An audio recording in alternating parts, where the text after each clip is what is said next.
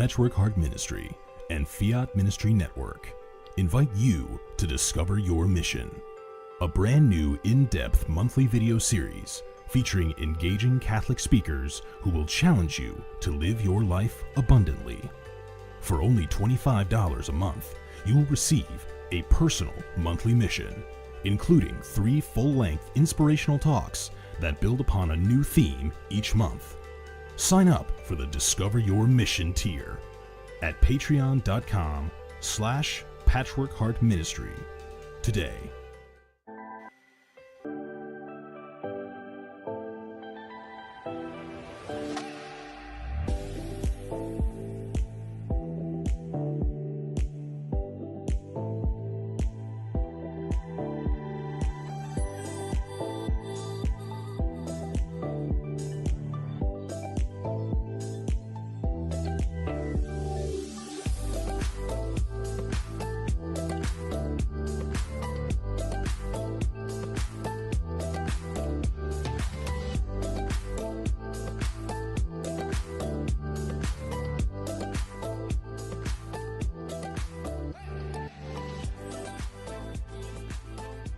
Fiat Ministry Network and Patchwork Heart Ministry present Journeys in Faith. Now, here's Ann DeSantis.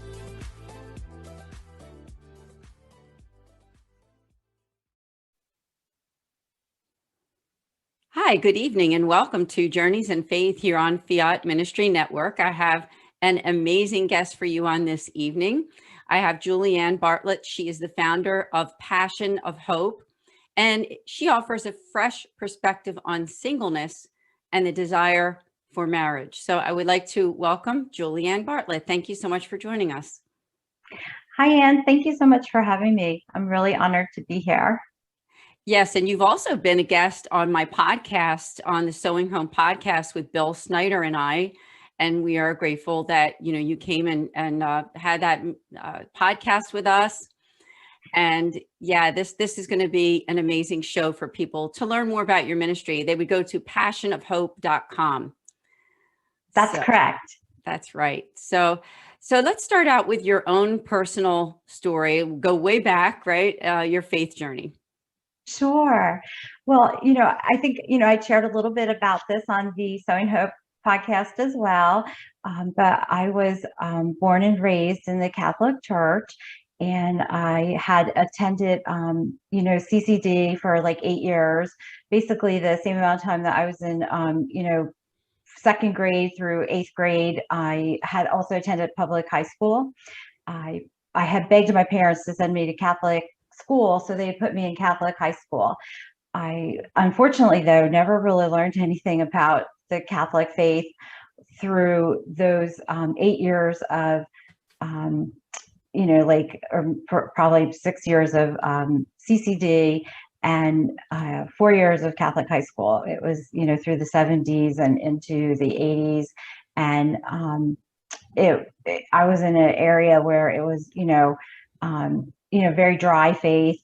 And, we really weren't taught anything at all. It was very much like rote memorization of the Baltimore Catechism. And, to make our confirmation, we had to memorize like over 200, questions and answers from the Baltimore Catechism. That was all we had to do. And so, you just kind of went through it, got it done, did it, checked it off the list. And, it was kind of very sad when I look back at it.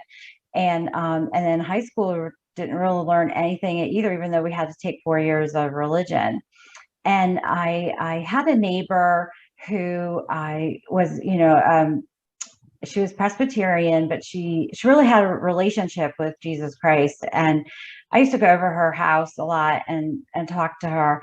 And she would always make she was very much into scripture and into the Bible. And she would always make like these little scripture cards and gifts and things. And she would put like my name in the scripture cards to make it very personalized for me. And so I always wanted that relationship that she had with God. I just didn't know how to get it. And so when I was about 17 years old, I was like, I'm done going to church. I'm not doing this anymore. And I pretty much want to say that that's when I I didn't officially leave the Catholic Church at that point, but I stopped going. And throughout my 4 years of college, and then I had gone to law school. So I went like straight to law school from college, and that was 3 years. I didn't go to church at all. Like, I might have gone once or twice here or there with a friend or something, but I could count on one hand the times I went. And I just didn't practice my faith. And so after I had moved back home and taken the bar exam, and I was really starting to want a relationship. And so I ended up deciding to officially leave the Catholic Church and start going to what I call my journey in the evangelical world. For about 10 years I ended up going to a whole bunch of different non-denominational evangelical churches, from Pentecostal to various just Bible believing churches. And the reason that I had decided to leave the Catholic faith was because I just really wanted to know the truth about God. And I could not find it at that point in the Catholic Church. And I thought, I'm going to investigate this. And the people around me at that point in time seemed to be the people who weren't in the Catholic Church that seemed to know what was going on with God. So I ventured out into this journey, but then I never really stayed more than 2 years in a church, because everybody in these churches all seemed to hold a different opinion on the interpretation of the scriptures. And I was like, well, that doesn't seem to make sense to me, because there can't be all these different interpretations. Like, for example, like like a big one was like the gift of tongues. Some were like, well, it exists now. No, it was only back, at the time of the apostles. And that was like a big contention, among some of these churches that I was in. So I'm like, well, there really can only be one answer, either exists now or it doesn't. And there were lots of other examples of things. And so for me, though, the big issue was, I was like, starting to move into like my late 20s.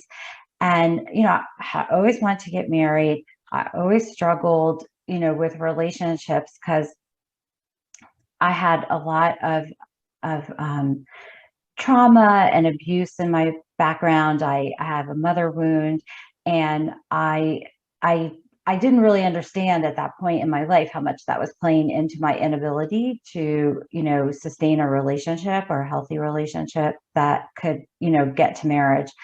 And so one of the issues that I was seeing is that, there were people who just met somebody and it went to marriage.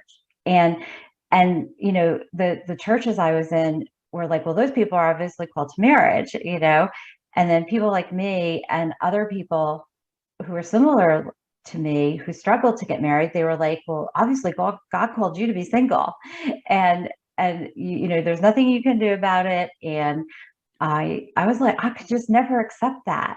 And it just didn't sit right with me. There was something inside of me, like, I already struggled with believing that God loved me. And I always felt like he loved other people better for various reasons, that had a lot to do with my background. And the singleness issue just compounded it. And like, why would God, single, no pun intended, me out to call me to like the singleness, despite everything in my being did not want it. And so I was then venturing into my early 30s. And what had, transpired was that I was in my like early to mid 30s, and I had a relationship that seemed very hopeful that it was going to go to marriage. And for the first time, I really had a whole bunch of hope that was going to happen.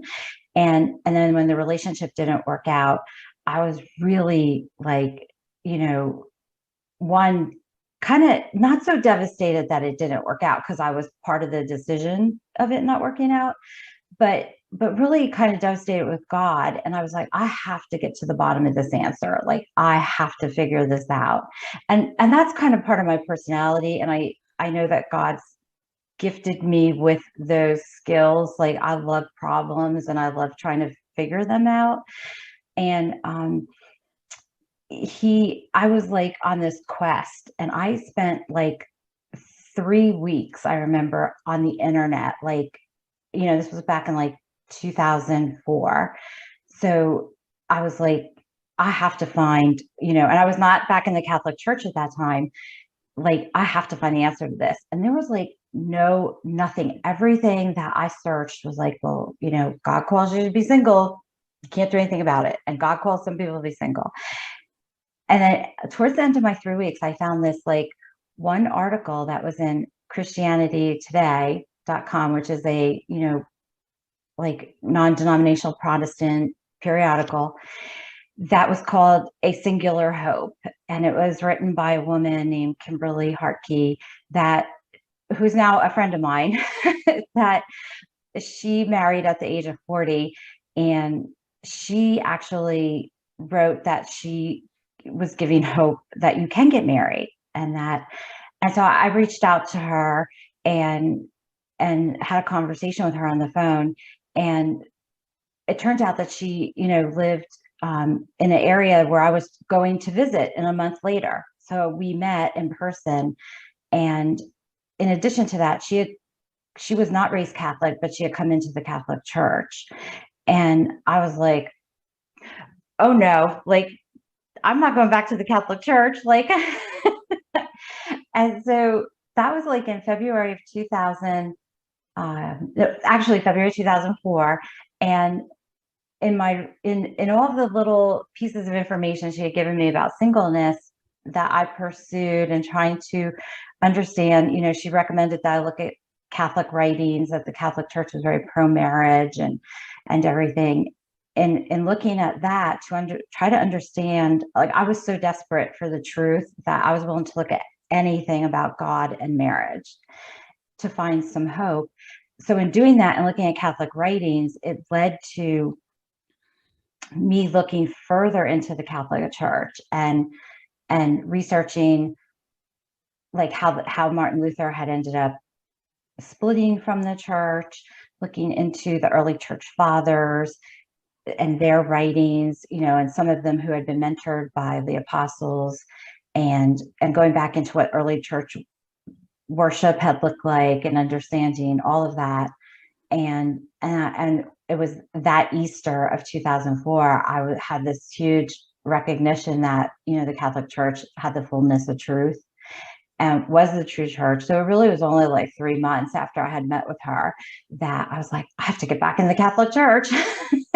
So I had called a priest that was the priest at the church I had grown up in. Like, I didn't know him. He was, a newer priest. And because I had all my sacraments, I just really needed to go to confession, and I was right back in the Catholic Church. And so that was my kind of coming home story. And that with that settled, it on one hand, it was sad because I lost all of my friends from the evangelical world. Like, they disowned me, told me I was going to hell and everything. But it was very hopeful because it started me on my journey to get married.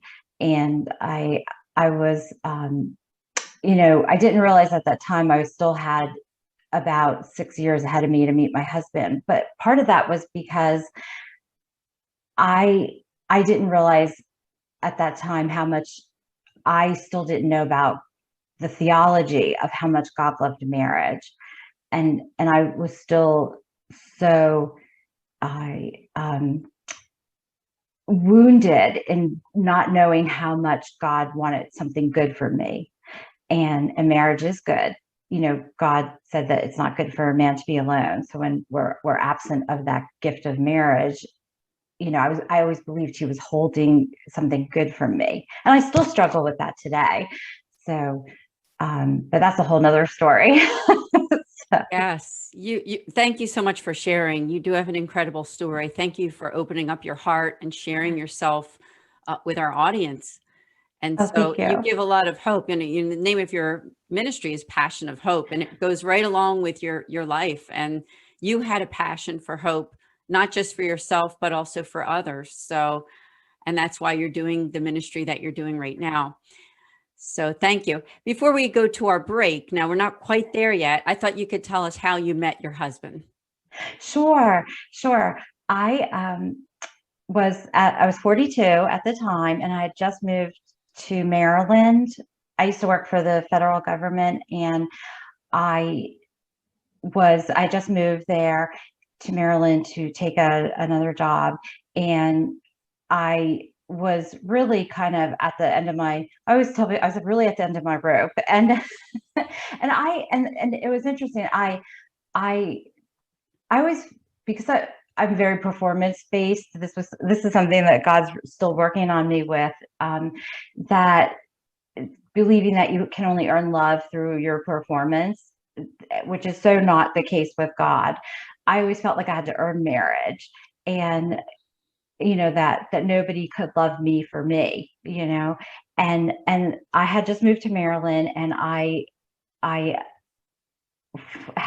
don't think I had shared this part in the Sowing Hope podcast, but I had decided to just start praying the rosary for my husband, to meet my husband. And I was just going to pray the rosary as many times a day as I could. And some days I prayed it like 3 times a day. Sometimes days I just prayed it twice a day. Some days I managed to get it in 4 times a day. And so I started that like right before Lent had started, and it was 2010. I actually met my husband on a blind date the day after Easter. And so it was April 5th, and someone who had just moved to Maryland also who was friends with him said, I have this friend who lives in Texas, and I think you guys should meet. And so I think I had shared this, that, he had been divorced. And so I was very afraid of meeting him because I didn't want to date anyone who had been divorced, because I was scared of the annulment process. And because I would not marry someone who had not gotten an annulment.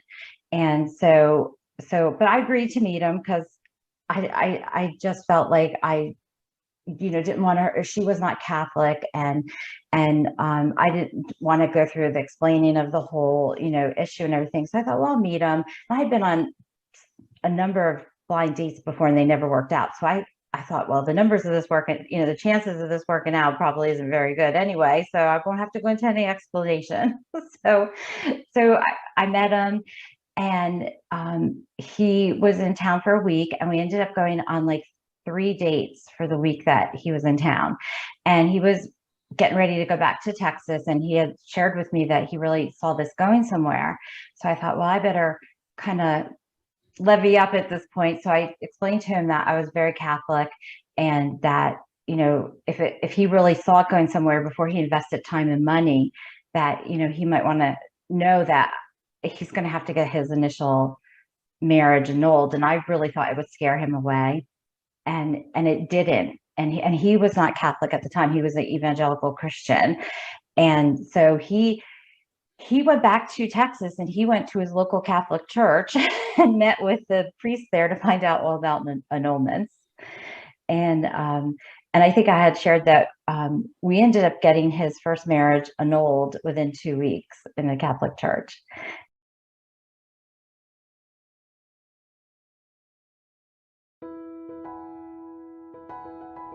Hi, my name is Ann DeSantis, and I'm the director for the St. Raymond Nonatus Foundation for Freedom, Family, and Faith. You can learn about us on our website at nonatus.org. I'm here to tell you today about 2 great podcasts that I hope that you will tune in.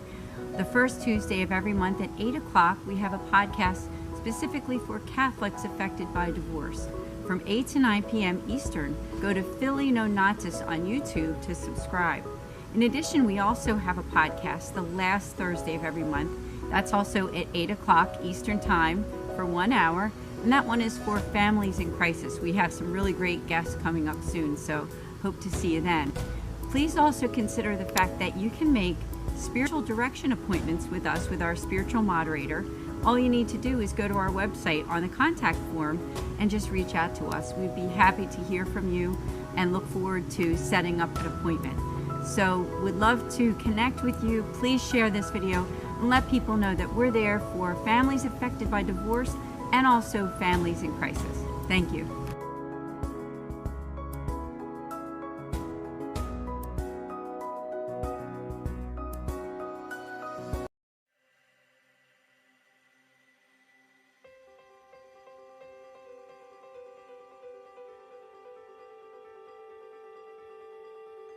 Patchwork Heart Ministry and Fiat Ministry Network present the Discover Your Mission series.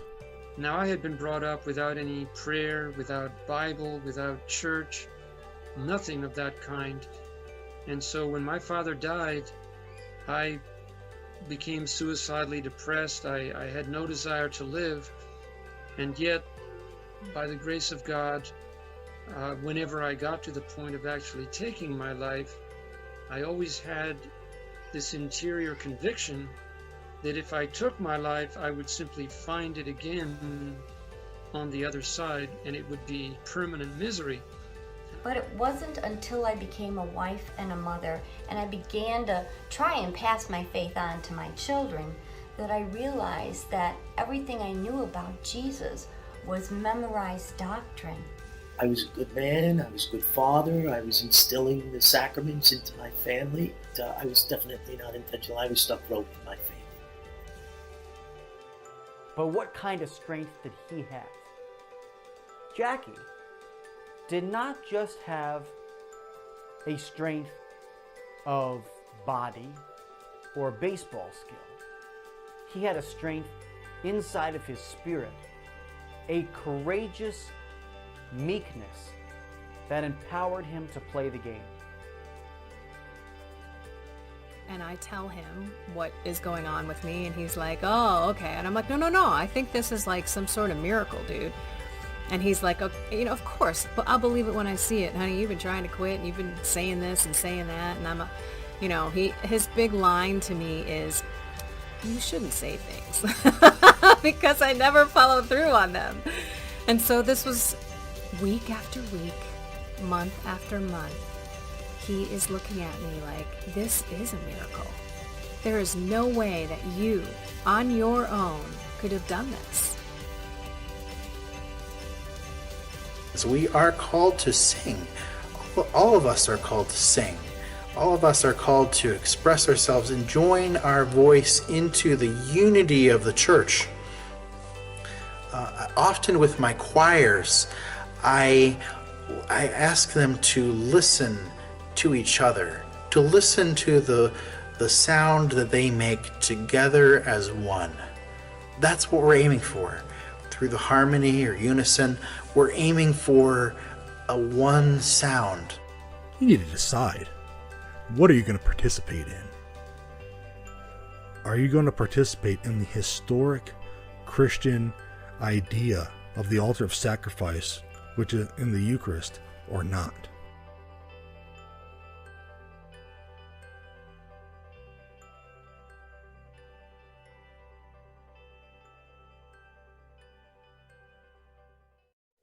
Hi, welcome back to Journeys in Faith here on this Friday evening. I have an amazing guest, as you learned during our first half of the show. I have Julieanne Bartlett. She is the founder of Passion of Hope Ministries. You can learn about it at passionofhope.com. And during the first half of the show, Julieanne told us about her own faith journey.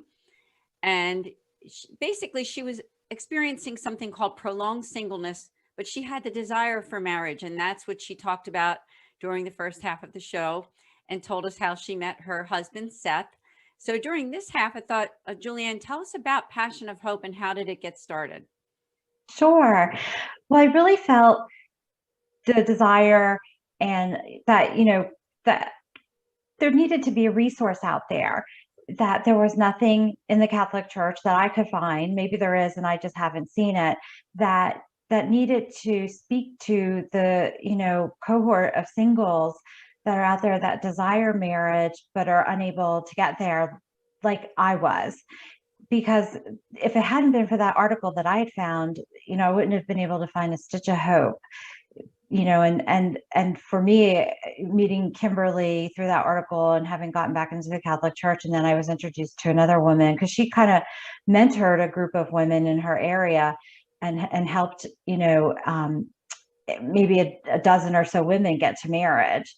And she doesn't do that anymore. But through her and this other woman I'd met, I had two mentors. And so I felt like kind of, like in Titus, the book of Titus, it says the older women should mentor the younger women to be, how to be good wives and everything. And I thought, well, we live in a generation now or a time where we're seeing things I don't think we've seen before, and prolonged singleness in the masses, to me, is a modern phenomenon where people are just not marrying.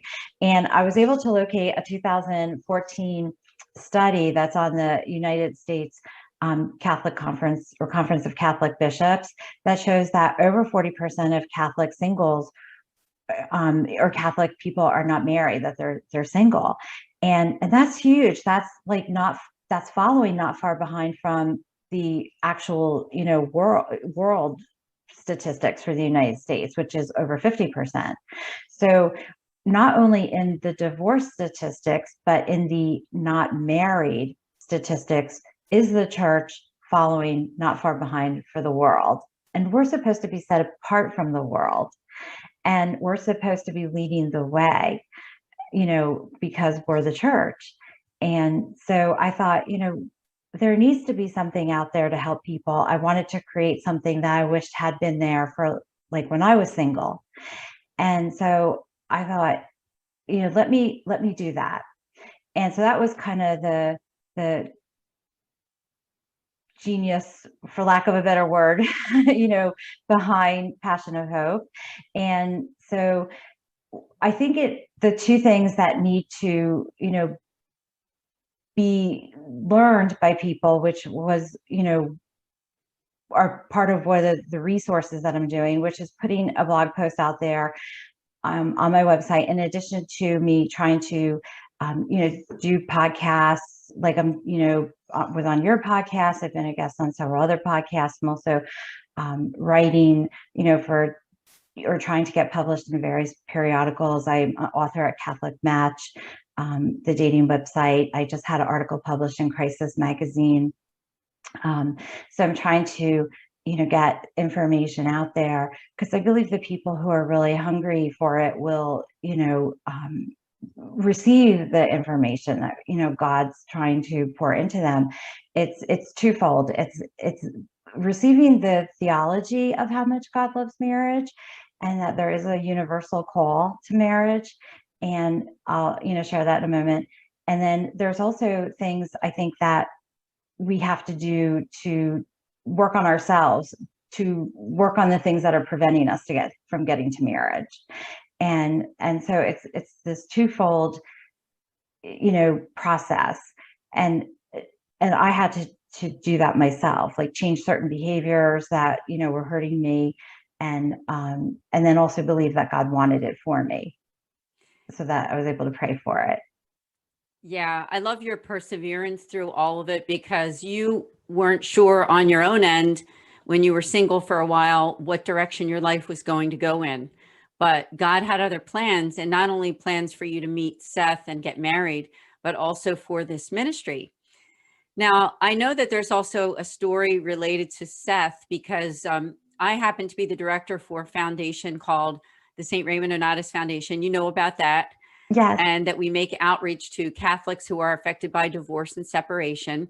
And I know that there's a story about that regarding Seth, because he also experienced that prolonged singleness, but maybe not the way that you did. Can you tell us a little bit about that? Yes, absolutely. So my husband, I'd shared before, was divorced. He had married at the age of 19. He married his high school sweetheart. They got married, very, early in life. And he was married, I want to say for about just under 10 years. And so they weren't married. I want to say they were married for 10 years, but they were separated for part of that time. And so they, had gotten a divorce, and then he was single, so he was about 29, and we got married when he was 40. So he experienced what, I like to call secondary prolonged singleness. And I believe that there's a lot of people similar to him that are out there as well, whether it's from divorce or maybe they've been widowed, or a widower, and maybe married young, or maybe even married like later in life, like I did, but then their spouse, or they, passes away, or they go through a divorce, and it's later on in life, like in their 50s or 60s, experience, the loss of a spouse, and struggling. And I believe that, some people choose not to marry again, but other people want to marry again. And so, having to step into the throes of the dating world is really difficult, and it's painful. And so my husband really thought he was, he jokes about it, he thinks, he was going to become like the crazy cat guy, because he had 2 cats, which he brought into our marriage. And so he, he really didn't think that he was going to find somebody. And so he, was very grateful, for himself that, he finally, did too. And part of why it was, I'll just share too, that we were, for anyone who's hesitant or afraid to, like myself, of the annulment process, I had actually, when I first met him, I went to see the priest that I was at the church that I used to go to mass on the government base that I was working at, and I would talk to the priest there at the chapel. And I said, should I just end this with him, since he's divorced and I'm dating him? And the priest had said, no, don't end this. He's like, let's see what God is doing in your life through it. And so it turned out that his first wife was Catholic, like was born and baptized and raised Catholic, and her family had left the church, and they were married outside of the Catholic Church. So that's why we were able to get an annulment within 2 weeks, because they did not have the proper form, the ecclesiastical form. Yeah. Interesting. But isn't it also very wonderful and interesting that God brought the two of you together, and you had both experienced that prolonged singleness in different ways? Yes. But he had the secondary, what I call secondary prolonged singleness. And, I had never been married. So that's right. But God had other plans. Now, we're coming a little bit close to the end of the program, but I wondered if you could share with us, if somebody's watching and they are experienced what you did for a long time, meaning that, maybe they have that desire that they'd like to get married, but they've been single for quite a while. What kind of hope could you give them? And are there any resources that they can find on either on your website or other places? Sure. On my website, I have a free ebook. It's 10 pages, and they can go there and they can download that. It's very similar to something I had actually wished was available when I was single. It's kind of like a starter kit, I consider. It has scriptures and quotes from the Catholic Catechism and some journal prompts. I think it's a good place to start.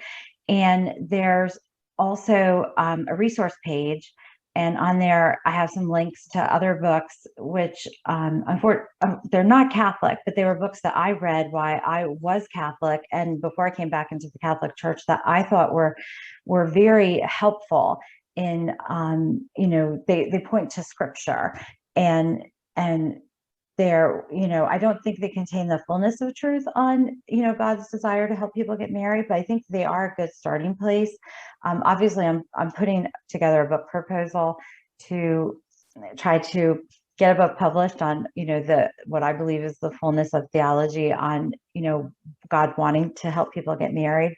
But I think these are great places to start. And Catholic Match has a lot of great resources there on their blog post and everything, to encourage people to get married as well. Yeah, awesome. You have a really good website, and I love your ministry. I just want to invite people too, that if they have not listened to the podcast that you did with Bill and I, Bill Snyder, to go to Patchwork Heart Ministry YouTube and look up Julieanne Bartlett, because it was a great podcast. And, you know, when you interview people and you compare two interviews, there's always going to be some things that people share in one interview that they didn't share in another. So I just want to encourage you to go ahead and do that. And also, I have an invitation for when this show is over for everybody who's watching, is you can go to our Patreon site. It's patreon.com/patchworkheartministry. And there's going to be a show there called 5 Minutes of Faith. And you can learn a little more about Julieanne and what she does. So do check it out sometime after the show.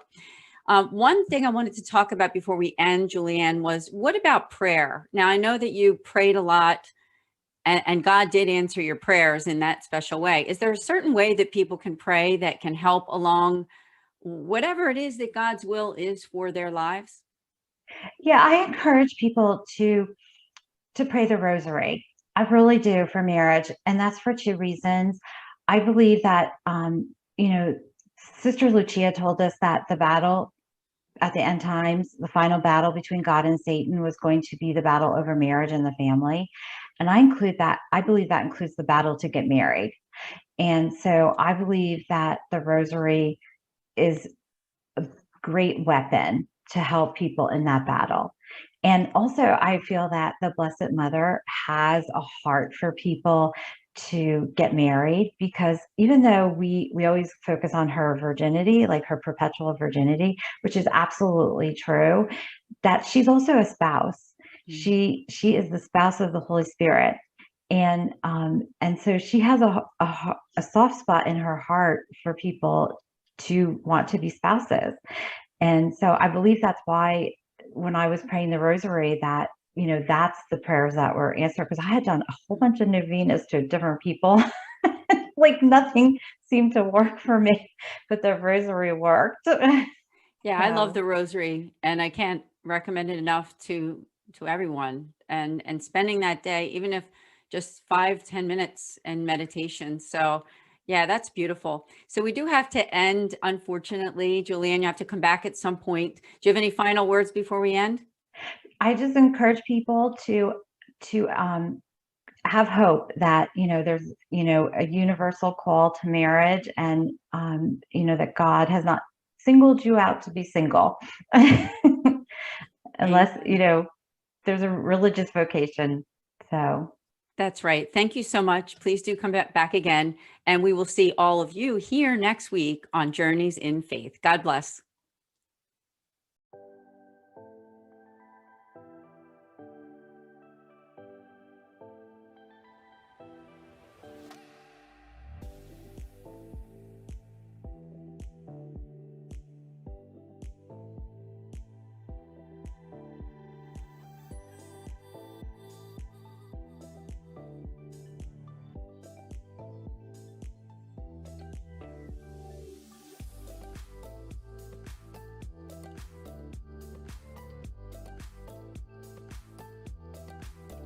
Journeys of Faith is a production of Fiat Ministry Network and Patchwork Heart Ministry.